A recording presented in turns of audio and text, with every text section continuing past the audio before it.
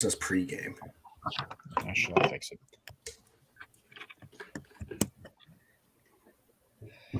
Ladies and gentlemen, welcome to the Korner Booth podcast. It is a great day to be a Kane. I am your host, Jared Clem, alongside my sidekick, Mr. Samir, the rookie JD Davis, and my intern, Jake. Oh my God. It was a strange weekend in sports for everybody, fellas. I hope you guys all realize that. We got a big show today. We not only have college football finally being released, we have the NFL is getting even more wild and crazy and just, fucking Patriots. And also Jake is terrible at picking upsets. What up? Yes, I'm petty. Awful. I am petty. And no use from baseball because Rob Manfred is the worst GM of all time. And Samir just radically dipped off the page. Yeah. Anyway, though, if you are joining us here on YouTube, thanks for stopping in. And we appreciate you stopping by. If not, listen to our podcast right now.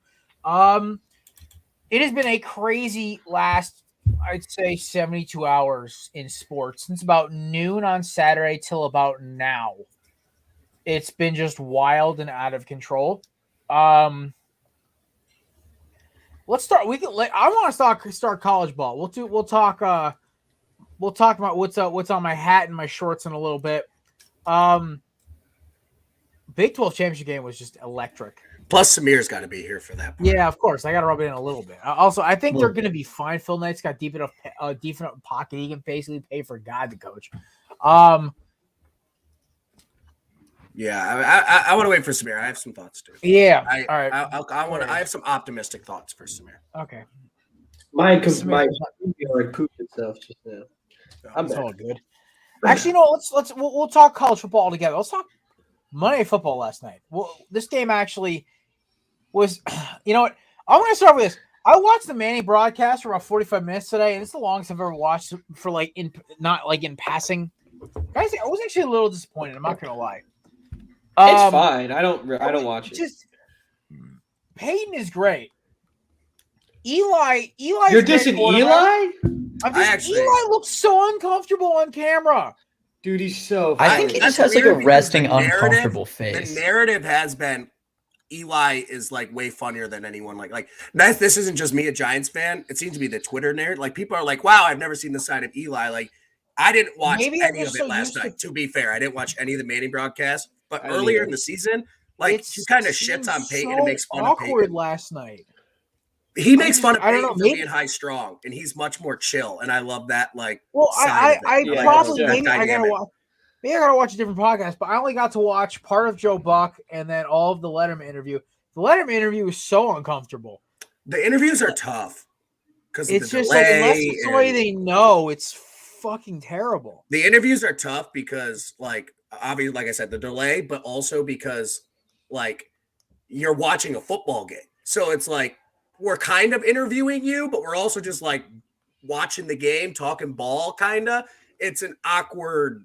The interviews have been awkward 50% of the time. Half the time they're cool. They get the right person in there with the right energy. Half the time they're oh my God. I was excited for Saban a few weeks ago. That was painful to watch just because there was nothing Saban with technology, first of all, was rough. And then, so half the time it's okay. Half the time it's kind of I prefer it when it's just them almost. Here's the thing is also, it's still better than the Monday Night Football broadcast.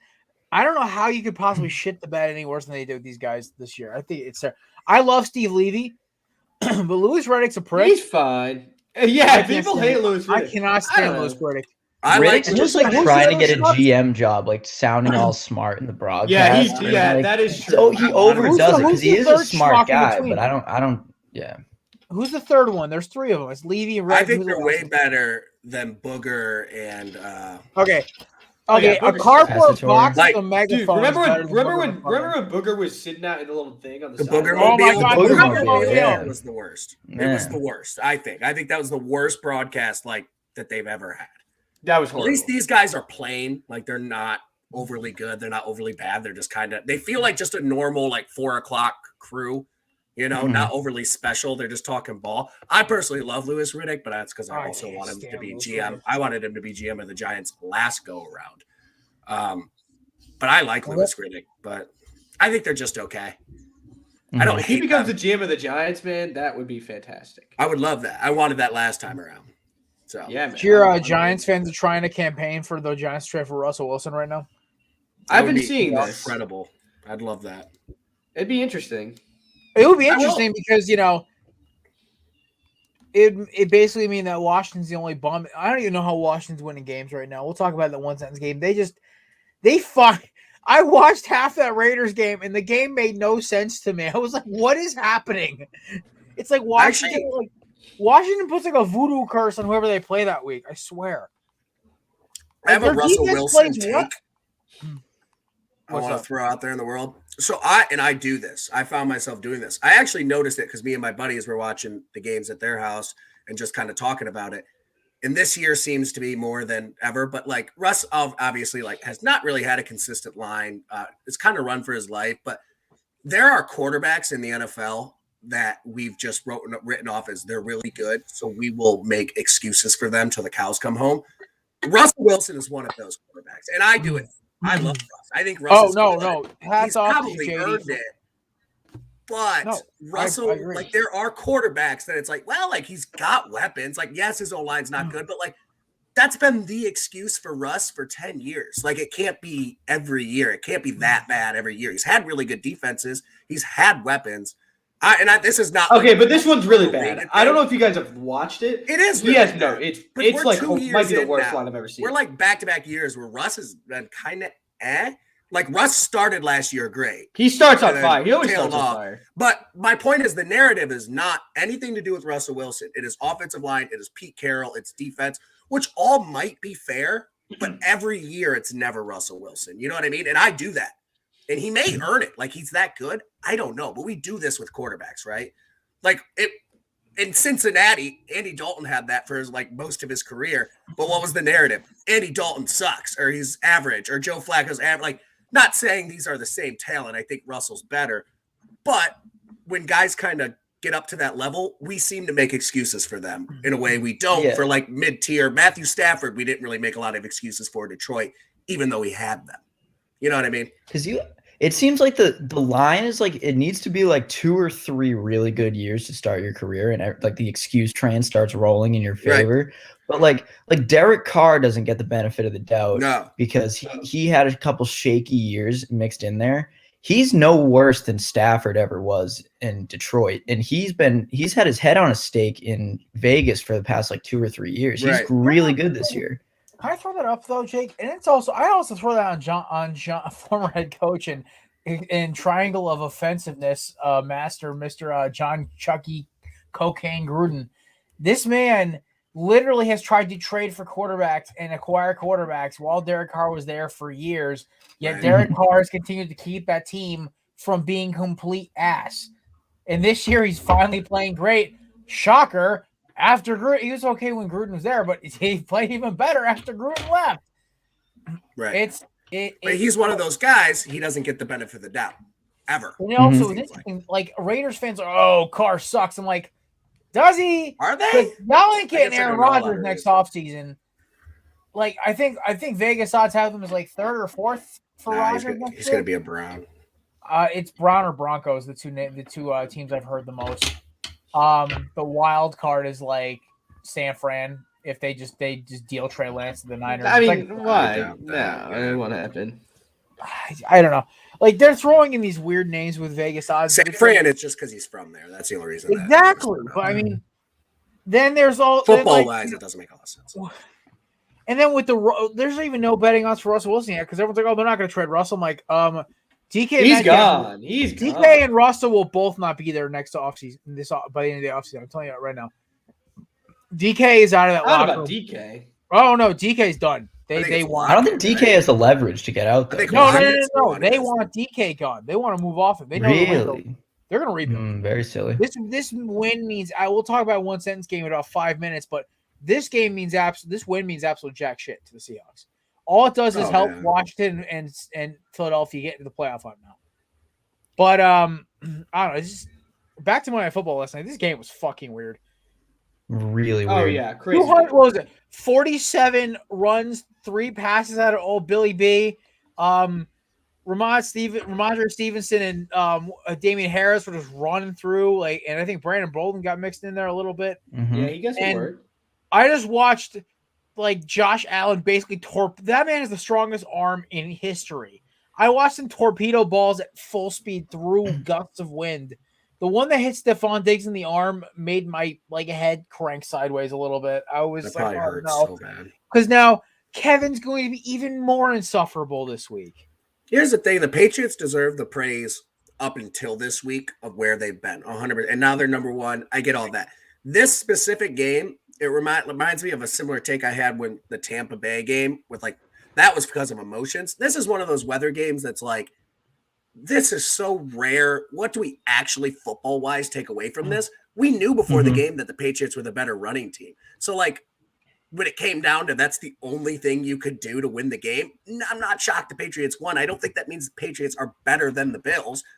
Now, in the playoffs, the weather gets weird, right?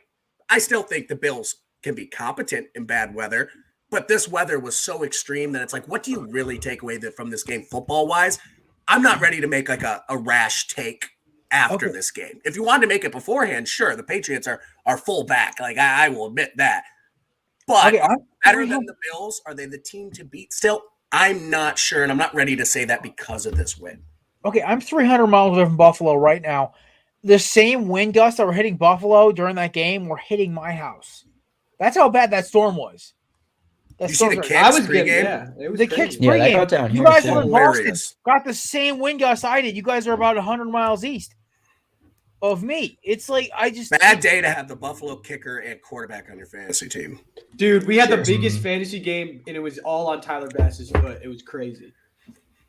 I'm already out, so it doesn't matter. I basically just rode Dallas Goddard all the way into the playoffs. Yeah, big game. Oh, I have the second best record in the league, and they make the playoffs, so there's that. That's because of conferences.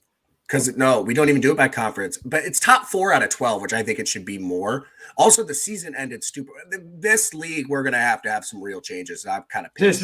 We're done. Week 12 is our last regular season game. What are we doing? I know we do 2 weeks per playoff, but that still gives you 2 extra weeks. I understand not the last week because people sit out, but we're still gonna end week 16, and it's so dumb. But whatever, that's my fantasy league. No one wants to hear about that. But it is dumb that I got I was tied for the second best record, but because of points, I ended up not making the playoffs because there was 5 teams that were tied with that same record. It was a very competitive league. There you go. Me, Kevin, and Pat's fantasy league that we're in for our little friend group. Your boys clinched the playoff spot. Congrats. Third best record in the league. Kevin has the worst record in the league. It really sucks when you black out in the 5th round and don't remember who you drafted. And shout out to Pat sneaking in the playoffs, winning 3 or 4 straight. The docile house cat making his return. Yeah, so Kevin's real life teams are too good. He can't be that good in fantasy too. Oh my god, I was gonna tweet one day. It's got to be balanced. I just want Kevin to suffer, and is that a crazy ask? Oh, it's no, bullshit guys. that he was born in the East Coast, Massachusetts, an New England fan, and then chose to go to Alabama. That's bullshit. Guys, we can It's make not jokes fair. about Kevin. Guys, we can make jokes about Kevin's personal life being fair about what his sports teams, but we'll go off those jokes for now. Okay, we love Kevin. God, dearly. I'd much rather have better sports teams than a mom any day of the week. I wasn't even gonna go there. Wow. Easily, I'm gonna clip that. I didn't think you were gonna use this one today.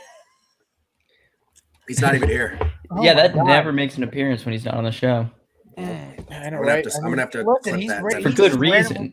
He's randomly just showed up during interviews. Sometimes it happens. All right.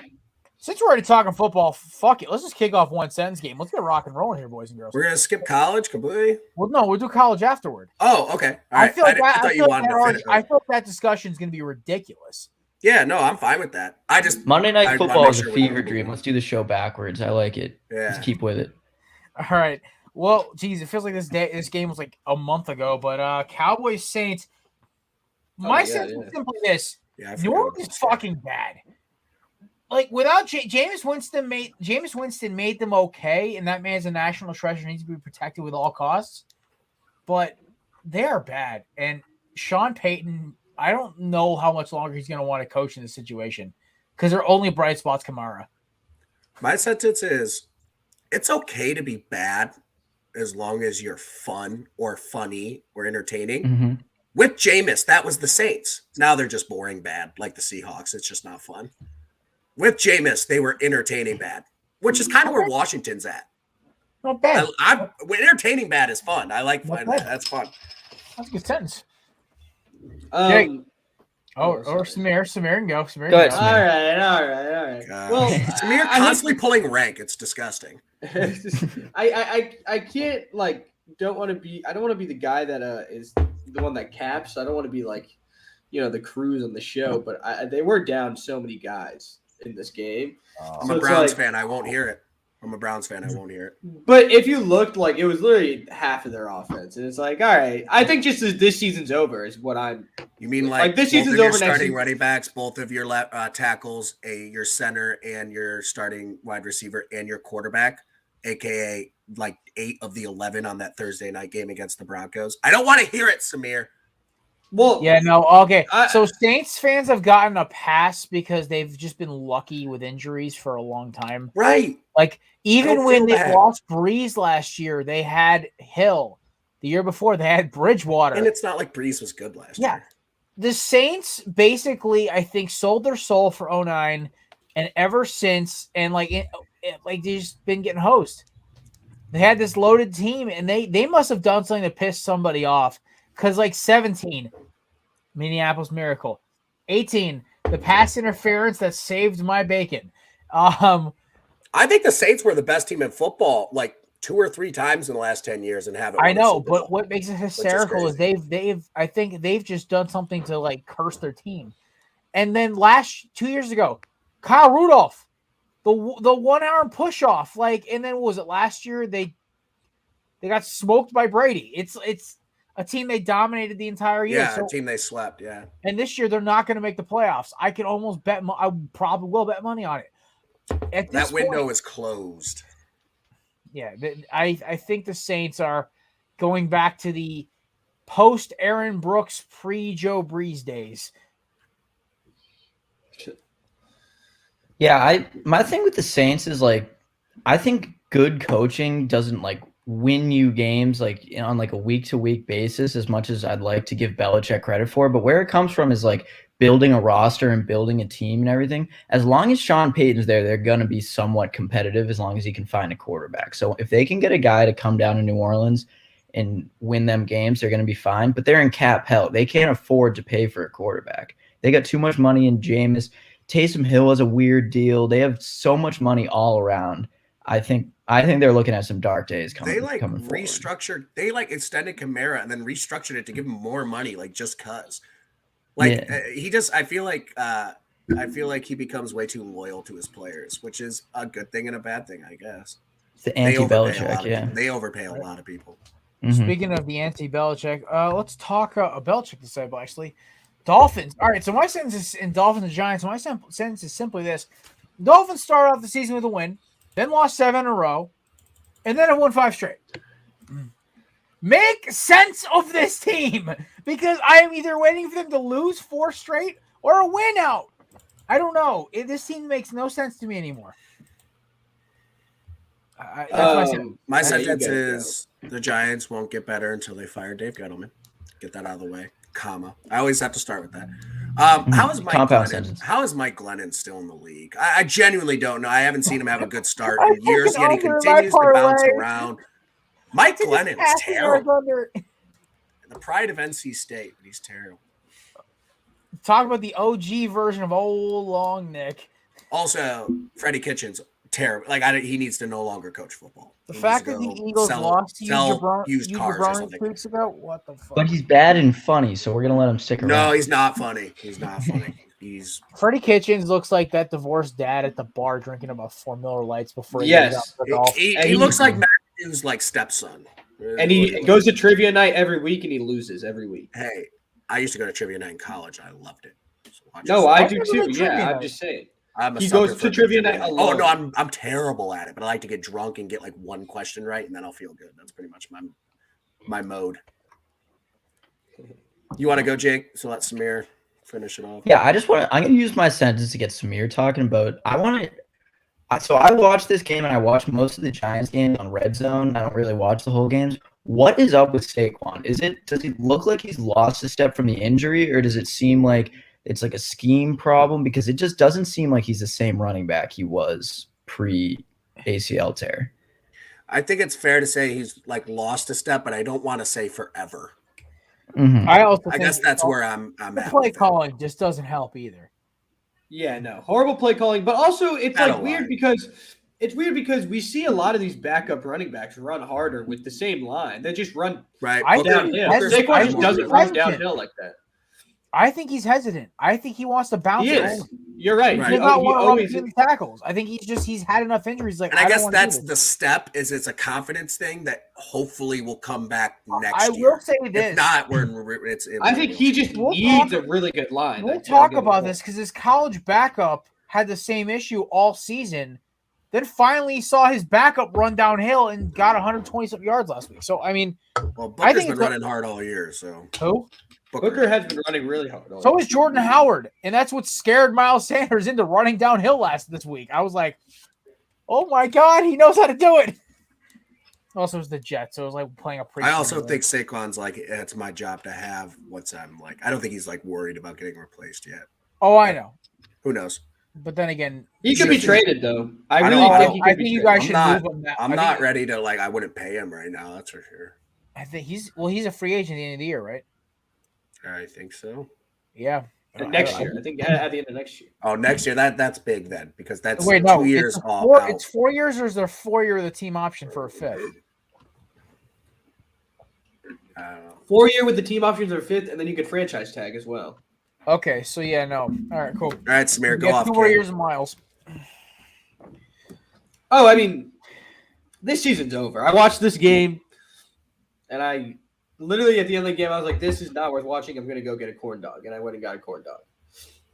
Like My friend who's a Bears fan, they were also 4-7, and the NFC's weird. So I love that we were both in the hunt graphic, and I'm like, we Right. both suck so bad, but there's just that little glimmer of hope, just seeing your team in the hunt graphic. And then I should have taken a picture because then it was gone within an hour. And It's they showed over, it later yeah, that it's day, and they're no longer in the hunt graphic. no, it's gone. I mean, what we can look forward to is probably a top 5 pick with the Bears and 2 top 10 picks this next year. What we do with those picks? Do we get a quarterback? I don't know. Gettleman's going to be gone. Is Judge gone? I don't know. What happens is all up in the air. I hope we lose every game this year.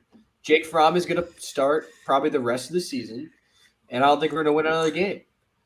And that's fine, I guess. That's how my life is. I'm just so bored with tanking. But I hear you.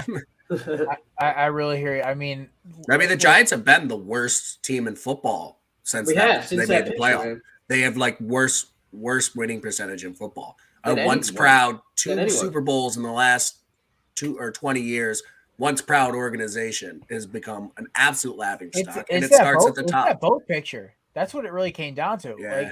That game was just like cursed. Yeah, I don't know. Boost on a boat. It's bad juju. can't fire an owner, unfortunately. All right, 'Cause Mara's the one making these say New terrible York, hires. at least for the teams, the Jets and the Eagles.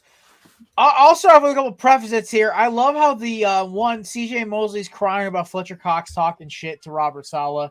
Grow the fuck up, win a game, make a stop. They ran down your throat for 2 hours with 2 different running backs, almost 3. Second, Robert Saleh, stop complaining that the Eagles covered up Gardner Minshew starting. They really thought Hurts was going to play. It was a last-second pullout. Who cares? Yeah, but the Jets have Gamesmanship. been complaining about it since Monday. It's hysterical. Anyway, It's a huge my difference. sense is simply this. Oh my God, Miles Sanders is a good running back when he runs downhill instead of the east and west. 120 fucking yards. Holy shit. Okay, and then part 2 is Minshew Mania was nice, and it was kind of a cool little energy pump up, and it showed Jalen Hurts, hey, if you throw the ball downfield, your players make plays. So Eagles got a bye. I can relax for a week. My heart rate is already going down. So cheers to the Birds with this nice double out. My sentence is I'm pretty sure Gardner Minshew's not a real person. I think he's a cartoon character. He's awesome. Or a figment of my imagination. But I'm almost positive like I'll never see him in person because he's not real. Because that video of him and his dad after the game too, it's like That's amazing. I think he just shoots up testosterone every day. And I'm so happy. I'm so happy he's our backup quarterback. That makes me so happy. I don't know why. It just when we got him, I was like, this is cool. It's a ton of fun. And he continues to like play well when given opportunities. He's going to be in this league for a long time. He's just a great. Also, what I've heard around the Eagles, like from like Eagles reporters and everything else, he's a great teammate. Apparently, like I bet he was a great teammate. It would have been easy to give up on Jacksonville, and he was a good teammate there. Like he was all in for. But Urban Meyer's also a moron, so there's that. Samir,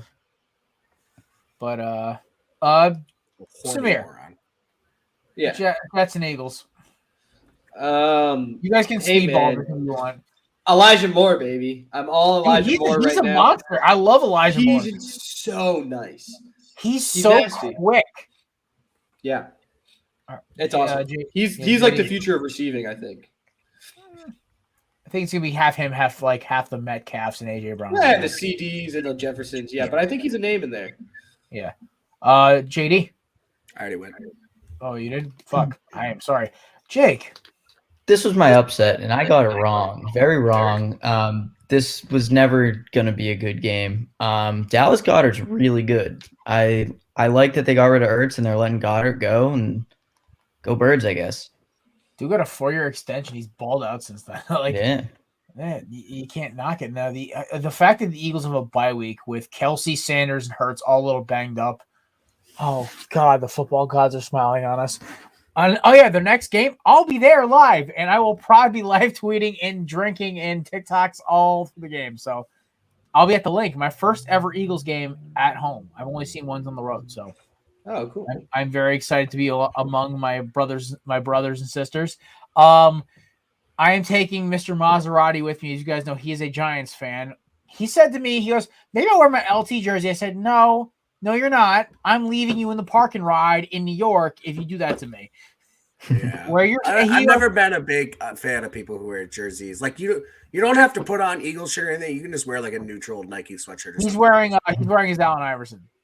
Okay. In Philadelphia, like those fans get rowdy. It might be like a personal safety thing to not wear. Yeah, no, that's where I told him. It's like, listen, I know you're a tough bastard. You're from South Bronx. I get it. But it's like, listen, I don't feel like fighting an entire section of Eagles fans because your dumbass wants to rep a crackhead's jersey. Right. Sorry, LT is a crackhead, but whatever. Former. Sorry. But listen, like I all due respect to the New York Football Giants. I love their fans. New York Giants fans are the shit. Like I've been to 2 games at Giants Stadium. Giants fans, so nice, so friendly, great gamesmanship. Jets fans, I want to beat their head in at live games. Jets fans suck. Jets fans are annoying. I hate Giants players. I love Giants fans. It's the reverse. I don't mind Cowboys players. I hate Cowboys fans. Yeah, I don't deal a lot with and Redskins and the Washington football team. We just all kind of chuckle and be like, "Hey, buddy." Yeah, they're where they are. They're that weird cousin who may have a parent that's brother and sister. Yeah. I mean, I don't know. I am kind of a fan. I always wear my Yankees stuff to Red Sox games. But that's like the ultimate. That's different. That is different. That is the ultimate, like, I would never walk into Fenway Park for someone to mistake me as a Red Sox fan. That'd be ridiculous. I need to make it known. Wait, so you're saying when they're not playing the Yankees, you do? Just to be like a troll? Yes. I don't give a damn. And I always root against baseball, I feel like, is not as intense. And Fenway, I don't know. Fenway is like a playground, dude. There's no fights at Fenway Park. They play like Fenway just gets clean music. No it's for sure. It's just everyone yelling, "You suck," or like they're yelling some dumb shit about Bart. And they do the wave 4 times a game. I love it. I love the Red Sox, but it's a little bit of a dangerous atmosphere. The wave is stadium. Go to Chavez Ravine. Also, like you find yourself going to a baseball game. I feel like baseball is one of those sports you go to games, even if you're not a fan, just be like, leisure. oh, I'll see the ballpark or I'll kick in a game. Right, or it's more right, of right, It's a like great football, excuse to drink if in you the make sun. a So choice people to do it come all the into the time. shoe when they're not playing Michigan and wear a Michigan, it's like you bought a $120 ticket to rock a Michigan jersey during an Ohio State Indiana game. Like, go away, you're a douchebag. Like, Right. that's just like ridiculous. weird. No, That's to just Jake's weird. point, like I'm buying tickets to go spend 5 days in the desert in Arizona in April and go catch a whole series Diamondbacks games. Like I'm gonna watch 3 or 4 in the ballpark. Go That'd after. be cool. That'd be Oh, awesome. I know. Their games end at 10. Go straight to the bars. There's like 16 around the damn stadium. Like Oh, that's. sure. I'm gonna do that next April. I am ecstatic about it. So Jared, Fenway's got good bars too. my Fenway I father, do. I love the casket flagging. That's my shit. my father Yeah. obviously Yeah. travels for work, so he's been to like all big American cities. Yeah. But he said he goes like he does layovers because he's a pilot, but he does. He said one of his favorite ballparks is the Diamondbacks. He loves the Diamondbacks ballpark. The Bob Like, is the shit. Loves it. Bob, That he said San Diego's pretty awesome too. it used to be the Bob Banquet Ballpark, best nickname in sports, the Bob. But now it's just Chase Field. But honestly, like my sister and my brother-in-law, We're not a big baseball family, so he Right. was just going based on the ballpark, the way it looks. Oh, the all that. He ballpark's thinks it's gorgeous, awesome. and on top of He that, thinks it's just a really cool place to watch a game. Oh, I know. And my sister and her boyfriend / my brother, it's just they're dating forever, so it's basically it just saves time. But they did their cross country trip around the southern part of the country, and they were like, dude, it's like you're driving through the desert towards Phoenix, and you just see this giant mass of buildings rise out of the desert. It's Chase Field, surrounded by bars and stadium and like all this other shit. It's great. So I know we're off topic, but Yeah. from someone who's not a baseball fan, just to go see a stadium, I'd rather go to Wrigley than Fenway. I'd rather do that. I think Wrigley looks cool. I think Wrigley. Fenway's cool. Fenway's cool, but it's also like cool because it's Fenway. Like it doesn't look like it's got a lot to it. I think Wrigley like No, Fenway's dope, like- but I've never been to Fenway. I've never been to either, obviously, and I'm not a giant baseball guy, but like just seeing them, like I'd rather go to Wrigley, I guess, to like check it out. Fair. And I might And be Jimmy- wrong because I've never been to the other either. point, unless that's your team and you're at an away game, like I've been to Giants Eagles games wearing an Eagles jersey. I was supposed to go to BC Miami 2 years ago. I was gonna wear my my Miami. Oh jersey. yeah, definitely wear your But stuff. like that's different. But if you're just going there to be a prick and wear the rival team's jersey and your team ain't even playing, that's just that's all right. I was at the Ohio State Maryland game. There was a guy wearing like an LSU Joe Burrow jersey. I'm like, why? Why? Just Yeah. like that I mean, felt he played for that Ohio felt- State for 2 right. years. right. But it felt like the like stick in the eye of like Ohio State. Like I'm wearing the LSU one. Like F you kind of thing. I don't know. It was weird. I just thought it was a weird choice. The Moving weirdest on. collection of just one more. The weirdest collection of jerseys you'll find is if you go to an MLS game. I go to a bunch because I play soccer. I love soccer, so I've gone to they play at Gillette, and I went to one when I was in Nashville this summer, and you just see retired soccer players that haven't played in 30 years that have nothing to do with this game. They're wearing their jerseys because just Americans just wear whatever they have to a soccer game. Yeah, and that is a weird environment. Not at the Crew, I will say. The Crew is pretty hardcore in Columbus 'Cause they're good. They're good, and they have a really good fan base. But By the way, can the move only New England sports team I root for is the Rev. By the way, Jake, Revs, good That's the choice. only Well, New England they sports had a team I tough root one for is this the year, Revs. but That's the shit. The Revs are the shit to me. I love the Revs. yeah, Revs are fun. My buddies are like, you root for a soccer team. I'm like, for MLS. I'm like, well, apparently for pro, I have to root for Bayern Munich because of Lewandowski, and then I have to root for Chelsea because of Pulisic. But I just root for in American stuff. I root for I root for Revs, man. It's their hometown team. They used to play in Britain. Dude. All right, moving on. Speaking of disappointments, wait, no, that's a joke. By the way, boys, Carson Wentz has officially played 74.4% of his snaps. He plays for one more quarter, and the Philadelphia Eagles get a first-round pick. breaking news! Did you see? I thought it was confirmed practice today. Now they got the third round out of it. They're like 74.5 right now. Oh, okay, all right. Hey, towards ACL in practice. You didn't see that? Ha, you're an asshole. All right. The Giants Jack, picks are better. All right, we can speed run this one because it's easy. Yeah. Who cares? You guys are still gonna fuck it up as long as Gettleman's your GM. Colts, Texans, let's speedball this one. Texans suck. Next. Anybody? Any other comments? Wasn't this your upset pick, Jared? You know what? I took it because Samir took mine, and Samir, congratulations, by the way. So Jake, yours was Oh, closer. man.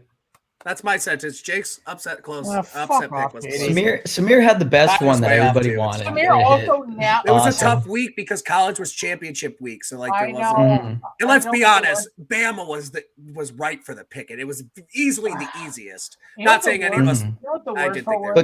But Kevin had dibs. He was just gonna have it. My parlay, if like Wake Forest actually showed some cojones, my parlay would have hit. I would have won like $150. Oh, I was so close. I refuse Also, to pick, I'll wait for college. refuse to pick on Bama. Never will pick on Bama again. But yeah, Samir jacked my my upset pick, and I was kind of pissed. So I'm like, fuck it, I'll take something else. I was never told it was your upset pick. Nah, it's okay. I've done it to Kevin. It so was many a tough fucking week. times. There really wasn't I've done it much. to Kevin so many fucking Yeah. times. It was only karma. And I stuck with the Lions all year. The Lions and the Jets, I believed in them for so long. I and loved that's why I'm Baylor, in, like, but I don't dead think it last, was enough probably. points. Oh no, I was in pregame. I was at the gym. It was like 11 a.m. on Saturday. Like, I hate Oklahoma State. Why the fuck am I picking them? And I'm like, fuck it, let's go Baylor. And I'm like, I guess JD, I guess it gave him the kiss of life or something, huh? I went 4 for 5 on championship week. Just saying. I went 3 for 5. And these are with the spread too. No, Not I just went necessarily straight just up in our picks. I went 3 for not 5. just in our straight up pick 'em, which is more impressive if I do pat myself All right. on the back. All All right, let's any run other through this comments shit. for I want to talk Texans? college football. Let's run through this. All right, let's college Texans. Any other comments, concerns? No, it was a Just an blowout. obligatory Jonathan Taylor offensive player. Oh of the year. yeah. Oh yeah. All right.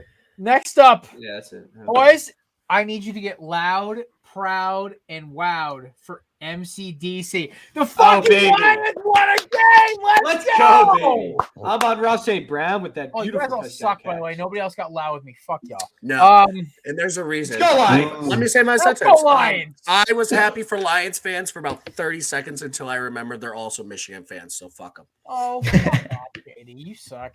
You're that one guy at the bar who has to just be a pain in the ass. All right. Yep. Yeah, the Detroit Lions, boys and girls. I was gonna do a TikTok and I couldn't figure out how to put a licensed song on my TikToks. I said, "Fuck it." I deleted it. I was gonna put "Win" by J Rock and Kendrick. I thought that'd be kind of cheesy and perfect, but yeah, no. It's so funny. I saw the Lions were driving, and I was like, "Oh my god!" At least let me watch their just demise at the end of the game, right? Because the Eagles, they finally the Jets just kind of let the clock run out. Thank God, and they switched over, and the Lions were at midfield, like, "Oh my god, it's happening!" And I watched Goff hit 2 throws and almost throw an interception, and then it happened. What The Vikings should be ashamed of themselves. What was that defense? doing? That coverage Yeah, made no That sense. coverage was awful. That coverage was bad. They dropped in the cover 3 or quarters, but the guys went for the back line of the end You would zone. have said that coverage was bad if the situation wasn't like a walk-off. Like, say it's like third quarter with 10 minutes left to go. That's still terrible coverage. Yeah, I don't just football, like no score involved, just one play. It makes no sense. Why would you drop into deep coverage to the back of the end zone when the front of the end zone still scores the win? Well, because if you stand in the back of the end zone, it scares them from coming to the front. No, You understand that? It's called sticks. You play the line to gain. I'm joking, Jared. I'm not stupid. I know. But yeah, This is let's be honest though. This is gonna be a very discombobulated sense because it felt so good. Oh, it seeing did. Dan Campbell. Those 2 points felt good for me. Oh my god! Listen, Dan Campbell jumping up and down like a madman after they hit that throw, and also shouting him dedicating the game ball to the Oxford community was awesome. So shout out to MCDC. 2 shots of espresso, biting kneecaps. Hey, listen, as of this week, he's 1-0. Let's go. Can I also say him going for it on his own 30 up by 2 was a horrendous coaching call that I know he was going to sit there, and I know everyone's going to make the excuse of, oh, but you're 0-10. You got to go for it. It's like, no, that doesn't give you an excuse to make just blatantly really bad decisions as a coach. And that was a blatantly really bad decision. Not to mention their play call had one option and it was taken away. That's the best thing you could come up with. Bad coaching. He lucked out, if I'm going to be honest, but good for him. I love it. Jake? This game was just everything we could have wanted and more. And Justin Jefferson and Kirk Cousins did exactly Justin Jefferson and Kirk Cousins things. They had insane counting numbers that just don't result in a win. Cousins does this all the time. And Zimmer, I've never seen his seat this hot on Twitter. Twitter heads are calling for his job more than I've ever seen. Life could be worse. It could. Yeah, right? So does Goff. Do you see the video? Goff's girlfriend was at the Sports Illustrated shoot when she saw it. Oh, yeah, I knew you saw that. Yeah. That was actually a pretty cool Yeah, I saw that one. I was like, oh, that's actually kind of sweet. It's almost like it was cool. I was almost like when Julie Ertz found out the Eagles were going to the Super Bowl. It's kind of like one of those moments. Like, that's kind of actually kind of sweet. All right, Samir, what you got? Man, it was so. I didn't think it would happen, man. Every time I pick the Lions, I always figure. I was like, they'll find a way to lose because I saw they were leading early in the game, and I was like, no, it's not going to happen. And then, of course, it happened, and boy, the crowd was electric. The crowd really got me pumped up. The vibe. I got pumped with the crowd. Yeah. Today, man. It was just a good time. It was a happy storyline. That's good for him. Is that the best Monday morning a Michigan sports fan has ever had? Their team is in the college football championship or college football playoffs and won the Big Ten, and the Lions finally got a win. That might have been the best morning ever. I mean, the Lions could be a little better. Middle finger in there when he said the Michigan Wolverines. I was like, that's very subtle. What? You when you counted the Michigan Wolverines, you put up a middle finger like that. I honestly, maybe subconsciously, I did. I did not really mean to do that. I almost give it's second nature at this point. Second nature. I honestly, that was not planned. If I did that, that's funny. Good for me. Yo, I'm in bye week hell this week. I have 7 guys on bye this week. I had that 3 weeks ago, and I decided to just punt on even paying attention to my fantasy. I mean, teams. listen, I already clinched the playoff spot, but I play my cousin, so this is for Clem House bragging rights. Yeah, my fantasy's number. I don't care. Is he trying to get the playoffs? Or picking him up. Oh, Jake! Hell yeah! All right, moving on. Alrighty. I was looking at week 14 to see if there's any. Do you guys know Jake Fromm was a Little League World Series star? They're going to tell it to you a million times on the broadcast. Oh, I know. They will. All right, we can speed rail this one too if you want, because if anybody actually watched this game, you're an idiot. Bears Cardinals. Watched a lot of this game, unfortunately. I'm so sorry, JD. I was with the Bears fan. I'm not taking back the idiot comment because I feel like because Ohio is Ohio, you kind of were forced to watch it. I was with a Bears fan. That was you poor bastard. I'm so sorry. I don't let my Bears friend in my house during Sundays. He's bad luck. He's got a double doing curse. Bears, Cardinals. I'll start off like this. Cardinals are nasty, man. I waiting for Larry Fitz to come out of retirement for the playoffs just to kind of get the ring and walk off. Yeah, that'd be dope. They should give him one even if he's not on the roster. Oh, no, roster. they will. It's the same thing the Eagles did with Dawkins. They gave him a player ring anyway. During this game, I had an idea for a line of T-shirts.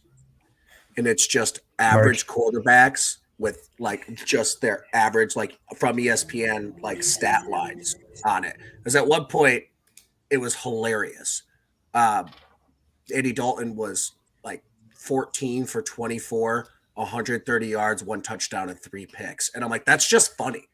That's just a funny stat line. And I want to just start printing them on T-shirts because I think that would be funny. Just get and just start printing their average stats. Trademark. No one can take that. I like when intellectual property. Yeah. I like when ESPN gets hyped about an average guy really quick. Like when they got really hyped about Drew Lock when they went 4-0, and they have and you can look back at all these hype social media posts for Drew Lock. You're like, all right. But it's also it's different too. You got to take an average stat line for an average quarterback, but some are known for throwing picks. Some are, it's going to be even funnier. The fact that they have no touchdowns or no picks, and they're 6 for 8 with 80 yards, depending on the quarterback, the stat has to be the most of them stat line. And I think it'd be really funny. And also just deciding those stat lines would be really funny. What's the most this guy's stat line? I think that'd be fun. That's a random thought though. Someone else can go. Or did we finish? I just you go first. All right, we'll trade this one. Quit telling Jake when to go. No, I'm Samir. telling you, God. go first. I know. God. I'm telling I'm you, please getting go bossed first. around. This is- It's ridiculous. But the, Now you're Wait, no, Jake, demanding- stop. What you're saying? Stop. No, Now you're- Go ahead. Go He ahead. goes No. first? You Now can you're go. demanding he Wait, goes Jake, first. you should go. Actually, Jake, you should go. No. Samir's- All right. Samir's a tyrant. No, so the Bears had the ball for like the majority of this game, and it just didn't matter. They were never going to do anything with said ball. Except Andy throw it to Dalton the other scored picks. team. They lost.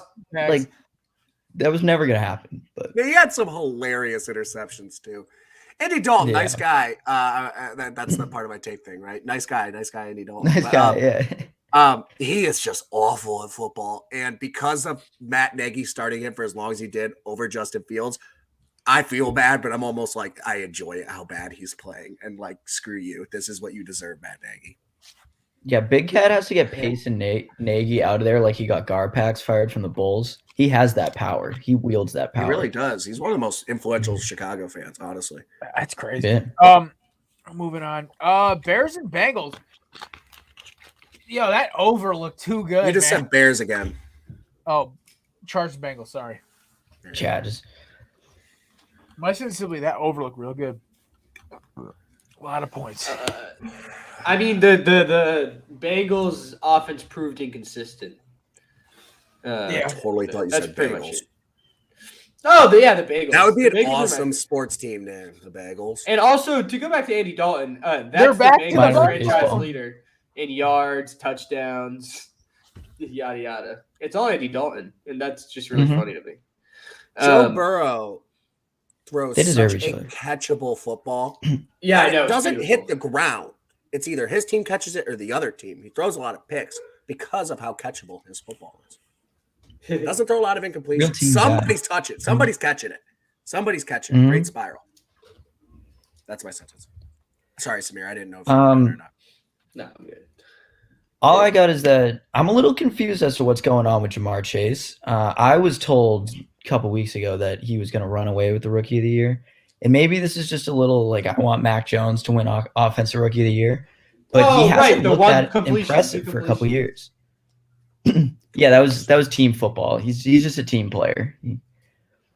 But Jamar Chase is, he had the third most targets on the team this week, and it was just a little weird for me. I Is didn't he know still what was going leading on. the league though in yards? I know he was a couple. I don't think so. Yeah, he dropped the ball. He did drop a ball, but I do think he's still good. It's just there's a lot to go around for that team. In the past couple of weeks, they've been really leaning on Joe Mixon, which is completely fair because Joe Mixon. Yeah, Yeah, they and as they should. He's been hot. So, And Jamar Chase is really their deep shot guy at the hurt. end of the day. Like he's their deep threat. Right. And so it's like he's not always going to get the complete volume. Like Tyler Right. Boyd's the volume guy there. T. Higgins might be the volume guy. And Chase is just going to take the top off a lot of the time. Right. Yeah, he can't catch a 60-yard touchdown in every game, but if he does it Right. like 70% of the time, you'll take that, and that's kind of what he's working with now. Yeah, it'll be interesting. He's gonna have to keep kind of putting up numbers. I think if the season ended today, I think he deserves it, just because like as a rookie receiver, literally leading the entire NFL, that's awesome, impressive. I don't know if that's true anymore, by the way, but it was, I think, last week or 2 weeks ago. So, but don't get me wrong, Mac is playing good enough that if Jamar's numbers kind of keep this trend, I think, and Mac just keeps winning football games, he'll win it because of that. Jake was like, I don't want to hear that. Jake was pissed. He Jake was like, pissed I can't hear because Mac JD's Jones bullshit for scored one 2 more completions second. last week. Not Yeah, one 2 more second. Can completions. I hear this asshole All right, talk? let's And I keep it get that. moving. What do we got? All We got. I'm sorry, Jake. I take it all back. Oh, he's going again. No, he's gone because Oh, he's scared. Jesus Christ. All right. Well, He's while weak. Jake's He's trying to scared. figure out He's his weak. technology problems. Speaking of Boston fans, Bucks and Falcons. Once again, we can speedball this one. Did anybody think the Falcons were going to win? Anybody at all? No, but that pick was sick. That was cool. That fat So man smooth. touchdown, thick six. That was smooth, man. I love big man scoring touchdowns. All right, Jags Rams. Once again, we can speed run this one. Anybody got comments about the Bad Jags week. Rams? Wait, I do have a comment about the Bucks. Is that if the NFL rigged it to make it Brady Belichick in Super Bowl, which they're 100% going to, That's what they want. Yeah. I'm gonna be pissed. They want that so bad. Oh God, it's gonna happen. They're gonna make it happen. Ratings. Are any Rams? I have a Jags really quick comments? thing on the Jags. Okay. Laquan Treadwell's alive, and he's playing football in Jacksonville. Really? And I didn't know that. Yeah. Oh, me neither. Yeah, no, I He had remember 62 yards this week. Mr. Pete on the Mississippi State field, Mhm. Laquan Treadwell. And he had like a 6-year-old daughter when he was drafted. That's just what I remember him for. But I also remember his knee getting snapped sideways. I was like, what the fuck? Also, my other memory of Laquan Treadwell was he was part of that crazy like hook and ladder to beat Alabama. Yeah. yes, Or he the was. tip. The tip, The too. tip, yeah, Yeah. whatever. Like, It like tipped off and he caught it and ran it for a touchdown. Yeah. yeah, it was Yeah. crazy. All right, let's talk about this game because this game made me a little annoyed. We have to move on. I had deep analysis about the Rams and Jags. Oh, but it's I was fine. gonna say OBJ caught another touchdown. That's my sentence. But you got anything, Jay Dizzle? No, I don't have deep All right. analysis. I lied just then. I feel really The bad. Washington football team and the Las Vegas who gives a shit Raiders. Holy smokes. Has a team annoyed me more this season than the Las Vegas Raiders? I have bet on them a total of 3 times.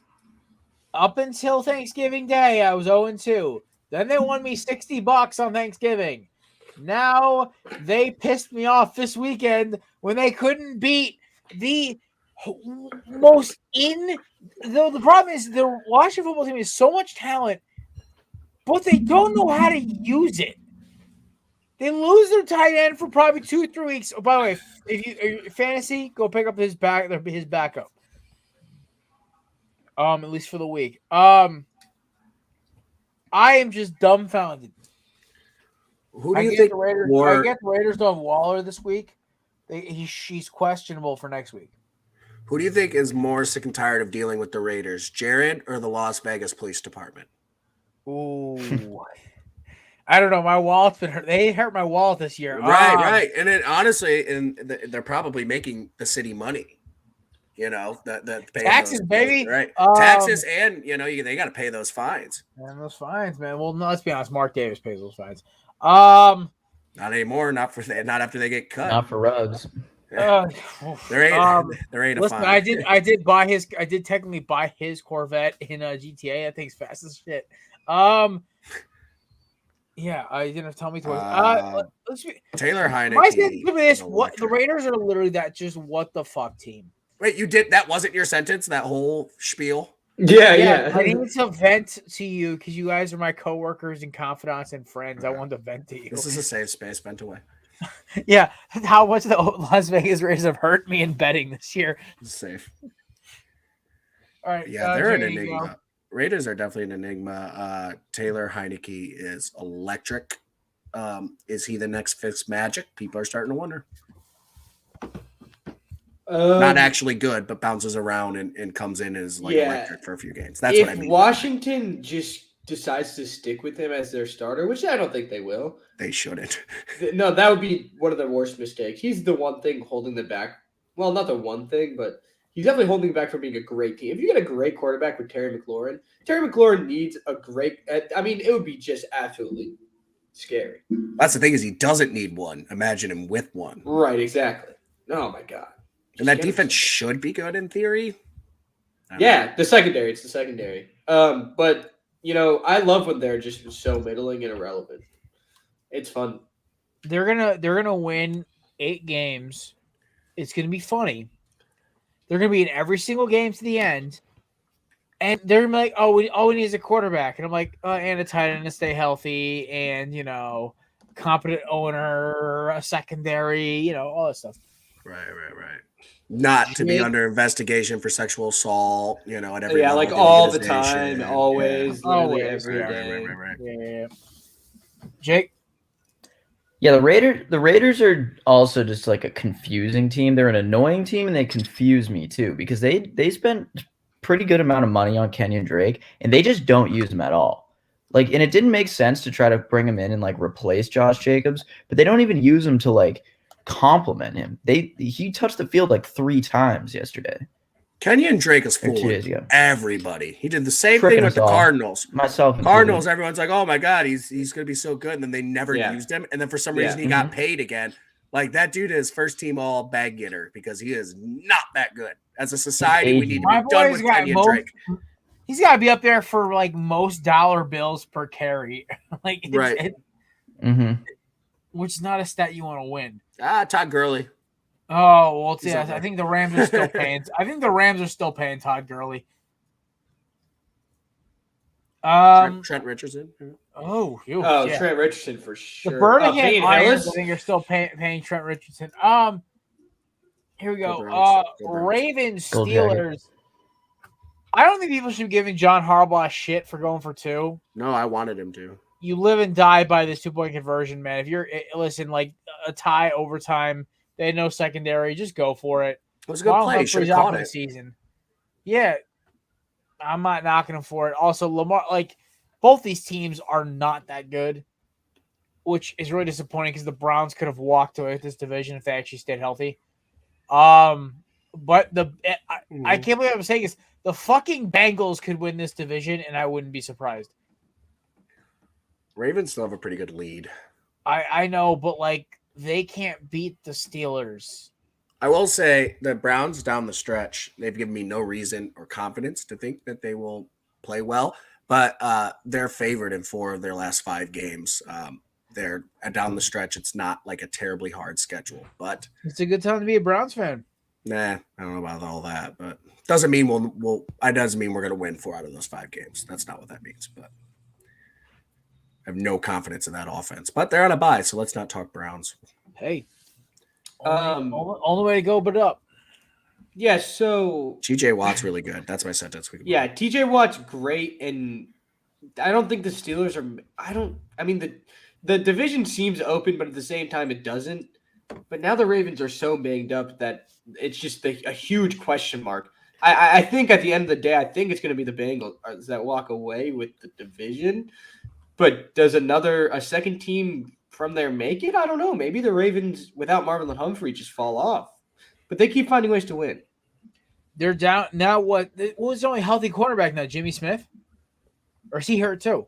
I don't know. I honestly don't know. It's really sad when your nickel guy is the only healthy guy in that like all pro secondary you had.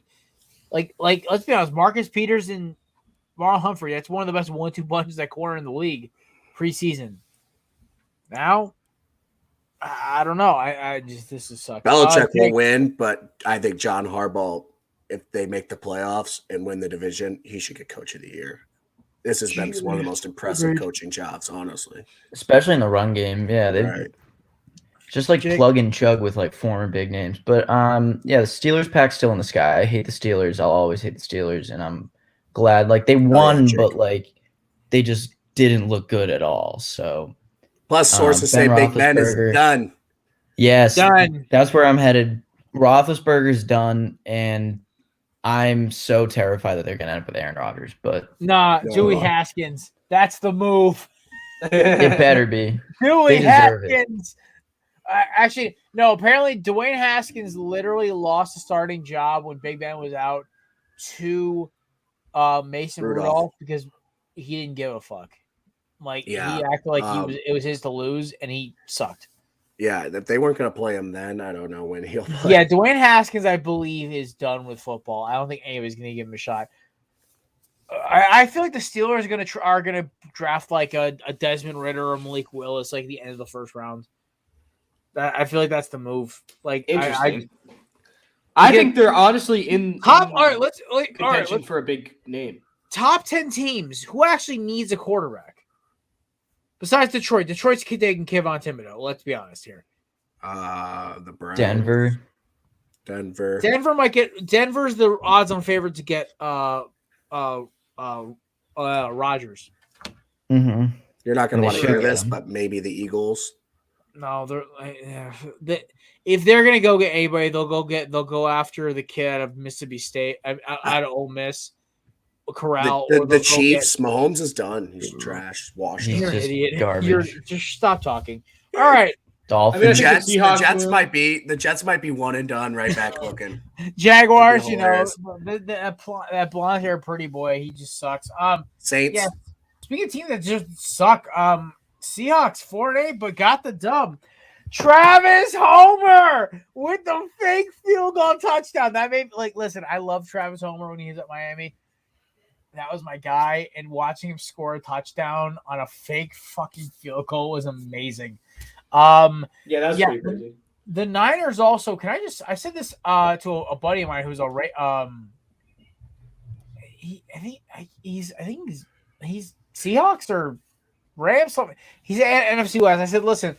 How you beat the Niners? You beat them on big plays. They beat you when you have to play slow down football. They can't stop big plays. It's what they struggle with all year. And when teams try to slow the game down against them, that's when they beat you. The Seahawks just made big play after big play, and the Travis Homer touchdown was the best moment of my afternoon. So after 4:00. So yeah, throw up to you and shout to Trav Homer.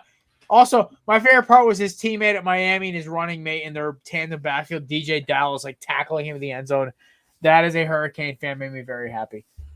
My sentence is, I don't really know why, but on that 4th and goal, there was literally, in my mind, no chance the 49ers were going to score. I don't know. I looked at that. I'm like, they're just not going to score here. Jimmy G, I just don't trust him in big moments like that. And I guess I was right. But it was weird because in the Lions game, I'm like, oh, even though they were way farther away, not saying I called the Lions scoring, but I almost felt like a little more like they had a better chance than the Niners, which is crazy because they were right there. But there was just nothing there that no game, no one on the field who I thought was going to go make a play in that moment. Yeah, what cracked me up was I sat there watching I watched about maybe 10 minutes of this game. I was lucky enough to get a little tiny bit of a snippet of it. The Seahawks are just a bad team. The Niners are the most fraud, decent team. The NFC West is basically Rams who can't get their shit together in the Cardinals. So, JD, high five on the Cardinals. Or no, was it Samir? Who called it with me? JD? I don't know what we're doing. I think I just got back. I think it was either Rams or Cardinals. One of y'all shit on me for saying the Cardinals might win the division, and one of y'all was high-fiving me. Oh, no, I was very negative. Me and Samir were both Kingsbury might be on the hot seat. We were both anti-Cardinals. Fuck y'all both. I'm smarter. All right. Yeah. Sunday Night Football. Broncos Chiefs. We can speed run this one because this game was so fucking boring. I turned the game off after about the first quarter. Chiefs defense is kind of good. I mean, then again, the Broncos offense is kind of bad. I don't know. This game just stunk. Whatever. NFL needs to schedule games better. My sentence is I watched Over the Hedge instead of this game. Oh, nice. I played Ghost Recon choice. instead of this game. Ghost Recon instead of this game. Yeah, it was a throwback. Somewhat weird. Me and my buddy were talking throughout the day, and it got brought up. And I'm like, I haven't thought about Over the Hedge in 8 years. He's like, you want to watch it tonight? I'm like, yeah. It's not as good as I remember, if I'm being honest, but it's solid. It's not as funny as I remember, I guess. But I'm sure I've grown and matured in the last 8 to 10 years. So that's my sentence. Good, man. We're talking Chiefs Broncos. This Boone guy was running really hard. I was watching the game. I was like, who's this Boone guy? And I hate to be this guy. My dad always does this. When we're watching a football game and a guy runs hard, my dad's like, how come there can't be anyone like that in the Giants? And I'm like, come on, Dad. Be a little more optimistic. Okay, now I'm an idiot. Yeah, but I'm like, I look at these players. I'm like, they all just play harder than the Giants are playing. Right? It's a nationwide commercials. Yeah, it is a nationwide commercial. Or is it nationwide? I forget who it is, but you're turning in your Or Allstate. But anyways, Allstate. yeah, I'm becoming bitter and bitter, more bitter by the day. I'm kind of afraid that the Chiefs just won a division game with a really bad game from Patrick Mahomes because that means that they're solidifying the rest of that team. Oh, defense. And the Chiefs scare me, so I'm not happy about it. Lit. Anything else? All right. We talked Monday night. If you guys got to get anything else out about Monday night, get it out now. The Bills are still the better team. Mother It's Nature will progressive. to win. It does that commercial. Oh, I don't know. I don't know Drive that me we nuts. can solidly Progressive. say that the Bills are the better team. though. No. I'm saying that. You don't have to. I'm saying that.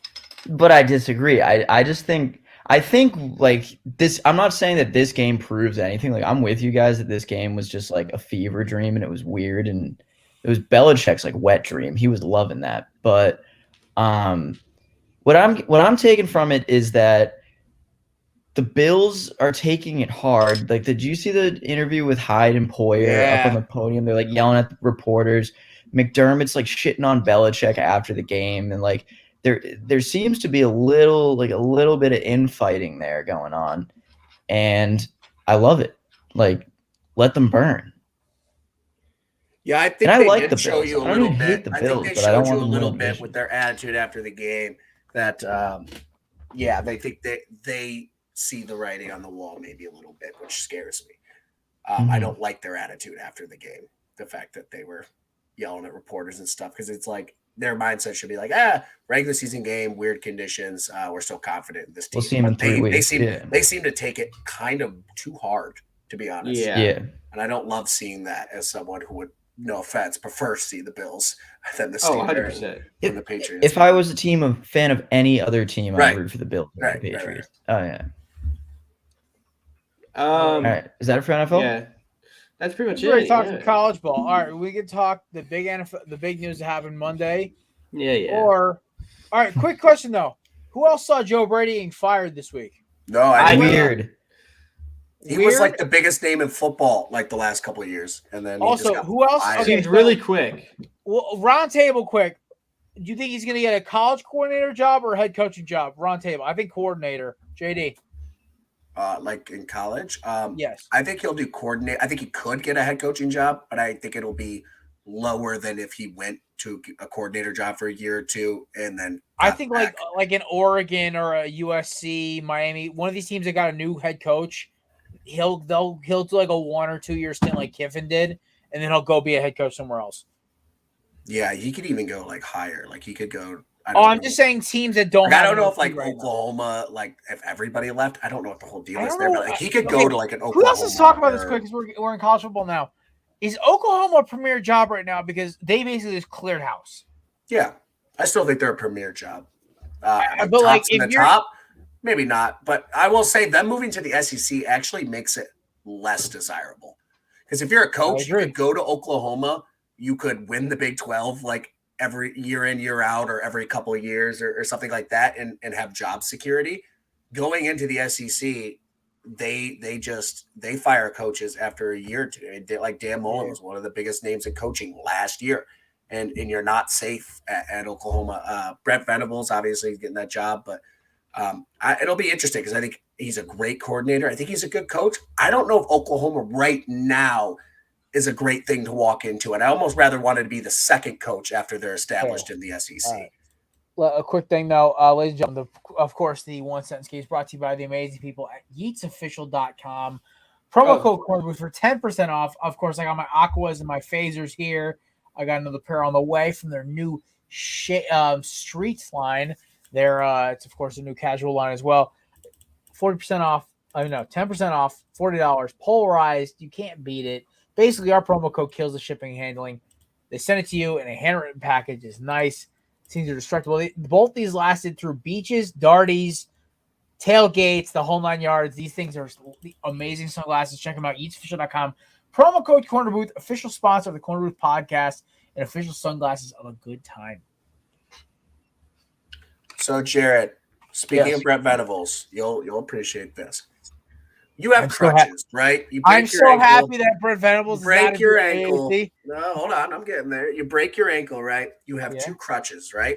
Uh-huh. Well, Dabo Sweeney had a left crutch and a right crutch, and left crutch was Trevor Lawrence, and he left. And you could still walk with a right crutch, right? They went 9-3. Offense was atrocious, but the defense was still good.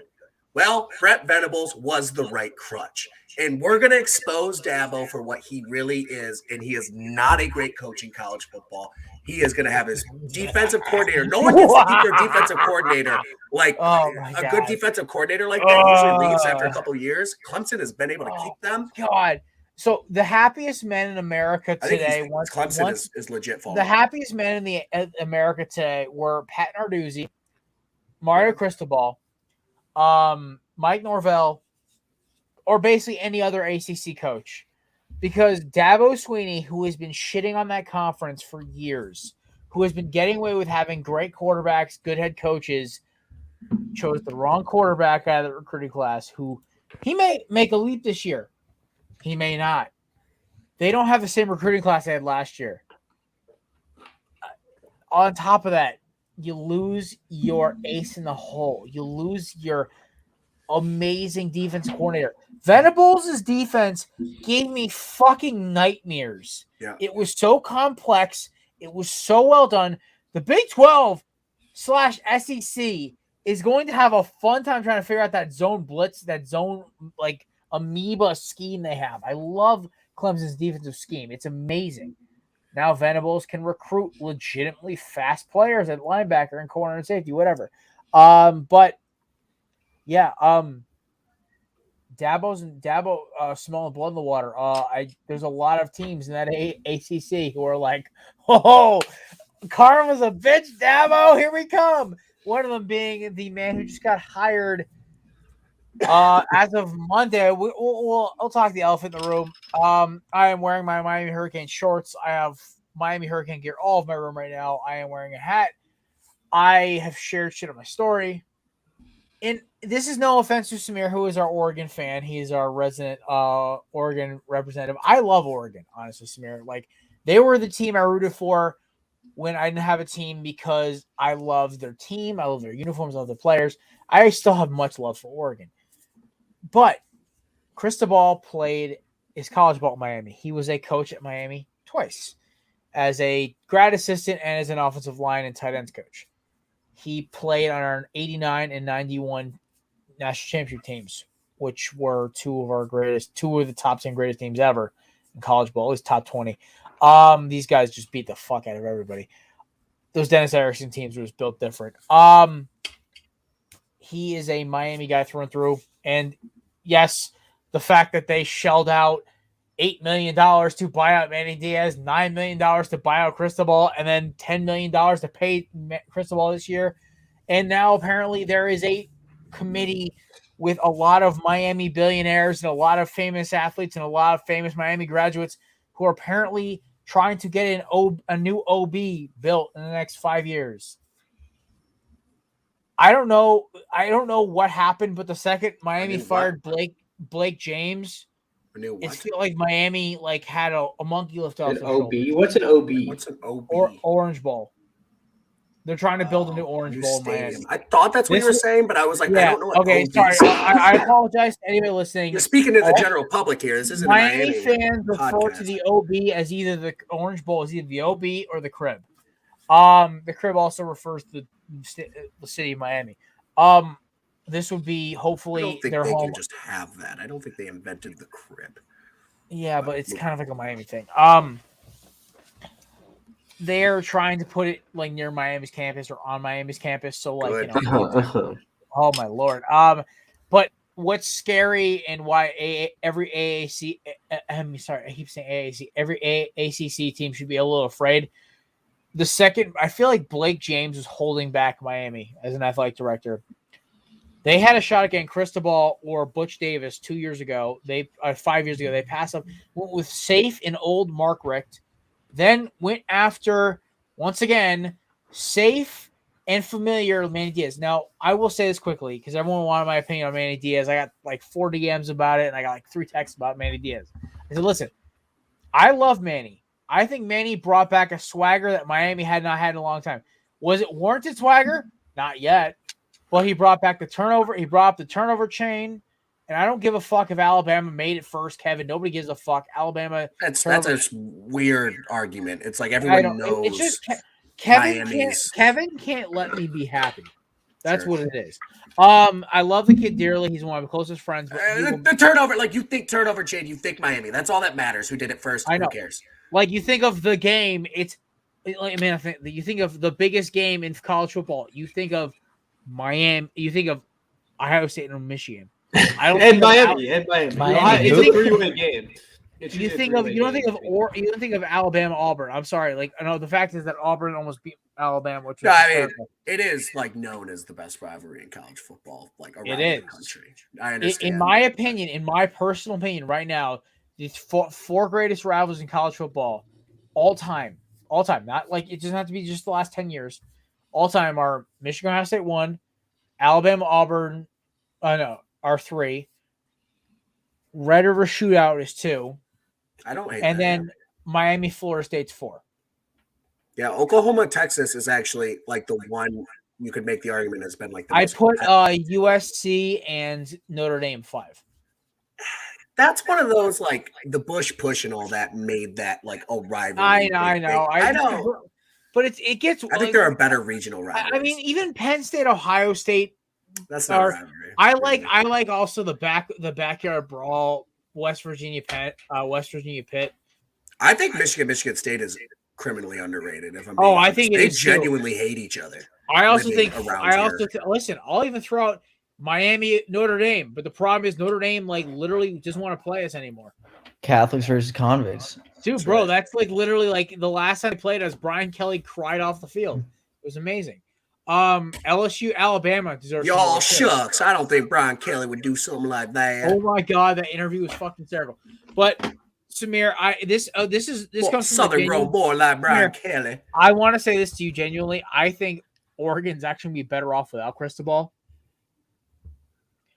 I think they will find a coach that suits their style more. I think Cristobal was. I wanted him to coach Miami 5.5 years ago in 2015.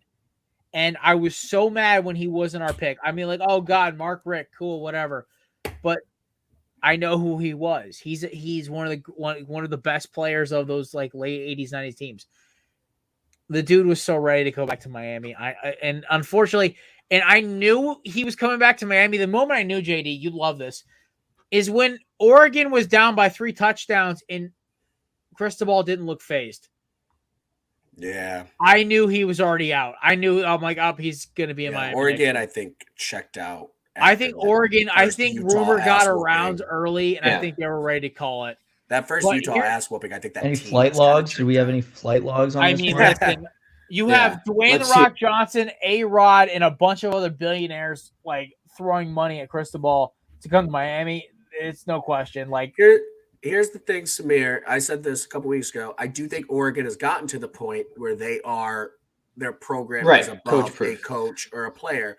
That being said, I do think it's an important hire with like the USC stuff going on, and it is a time where the Pac-12 is kind of open, and you need to continue to kind of solidify yourself now as one of those teams. And I think you will long term, because when it comes out west, like even if USC is back, like to being, even if they turn into the best, which I'm not even guaranteeing they are, like you look at it straight up, Oregon, that program with the facilities and all that is still going to continue to be like a top team out west, and every couple of years will be in the conversation. You guys pulled Chip Kelly out of University of New Hampshire and then kicked the shit out of USC, who was top 10 you guys are going to find coaches on national TV. You have a good search committee. Sure. So I think this is the best possible scenario. I wanted to say this in the group chat, but Kevin is such a jackass about it. I didn't want to say this because this comes from genuine honesty. I think this is the best possible case for Oregon. I think it's the best possible case for Miami. I disagree. That's the best possible case for Oregon. No, I think they'll get a good coach that's going to fit them better. I don't think Cristobal is a coach X's and O's. He's a motivator. He's a recruiter. He gets coordinators to do the work for him. A Joe Brady or somebody of that nature who can coach a fucking offense. Oh my God, Oregon is terrifying because they can get speed. They can get freak athletes. Will they get Kayvon Thibodeau's again? Probably not. But will they get DeAnthony Thomas and all those other freak speedsters with Michael James, Darren Thomas, all these guys? Yes. Will they be top 10 draft picks? Probably not. But will they? I'm not going to sit here and tell you you're better off without a really good coach. I'm saying this is the best case you're not. Everyone gets a win. But could you be fine? Sure.